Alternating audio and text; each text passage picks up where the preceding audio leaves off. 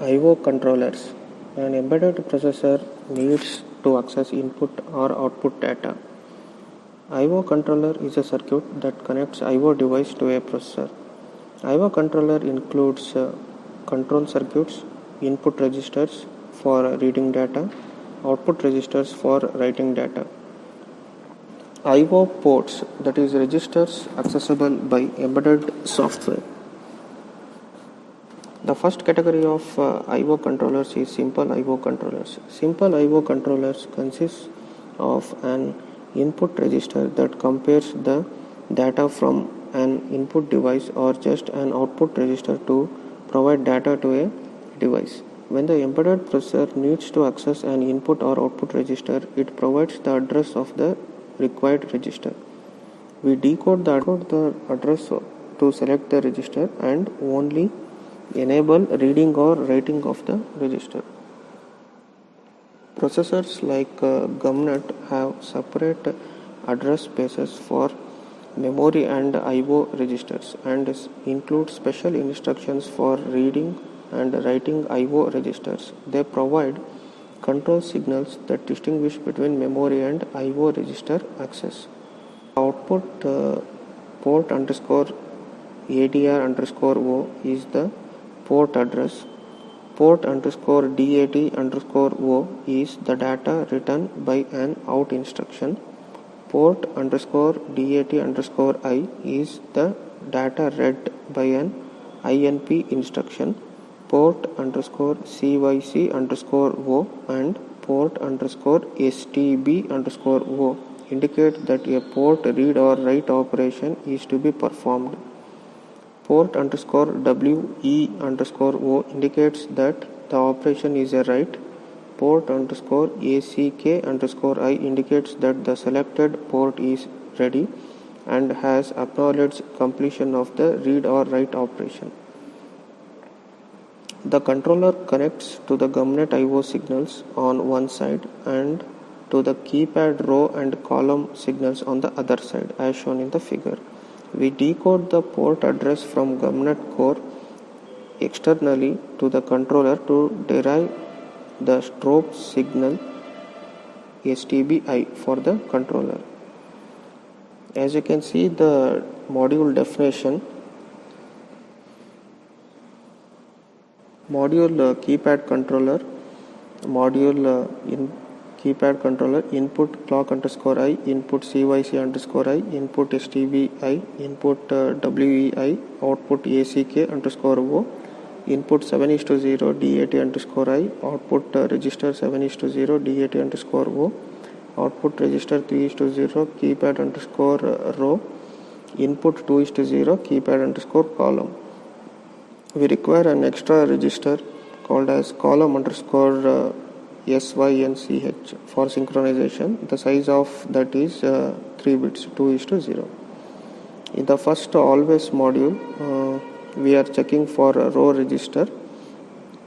Always at pause edge clock I, if CYC underscore I ANDed with logically ANDed with STB underscore I, logically ANDed with WE underscore I.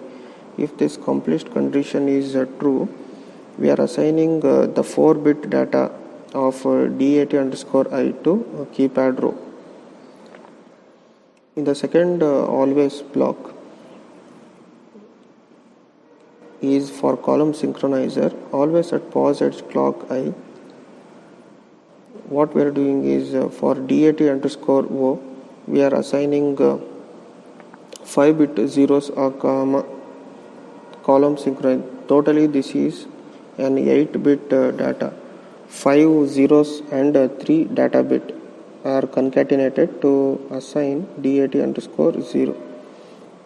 Column synchronization. For this we are assigning keypad column data. ACK underscore O is assigned with logical AND operation of CYCI and STBI. Control and status registers.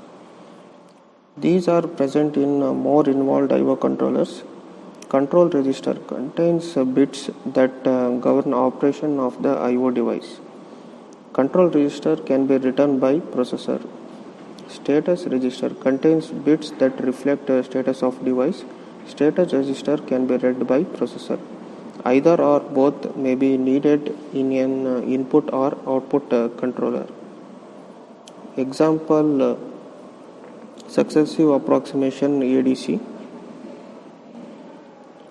The controller shown in the figure, the control register is enabled when the least significant port address bit is 1 during a port write operation. The remaining port address bits are not decoded. Bits 0 and 1 of the register are decoded to control 4 analog switches that select the reference voltage.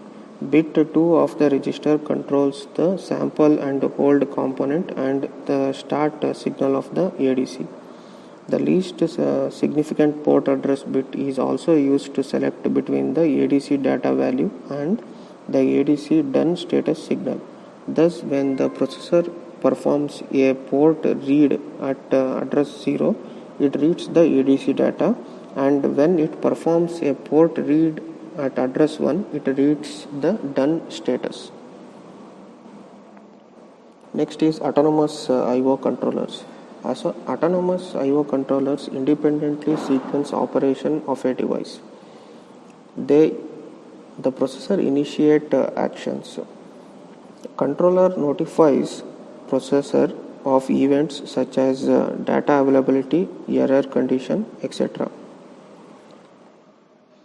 Processor can perform other operations concurrently. That is the advantage of autonomous I/O controllers. They relieve processor from performing certain task which is performed by the autonomous I/O controllers.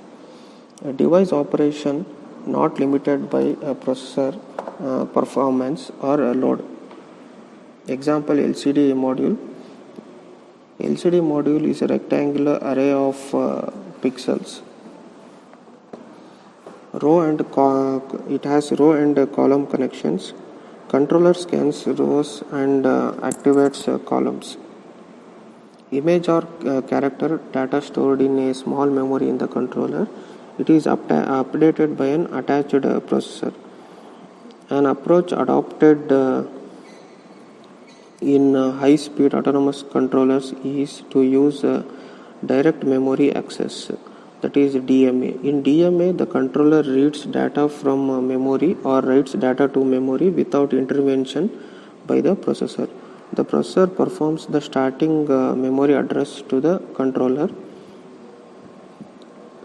The processor provides the starting memory address to the controller by writing the address to a control register. The controller then performs the data transfer autonomously. This notifies processor on completion or occurrence of an error.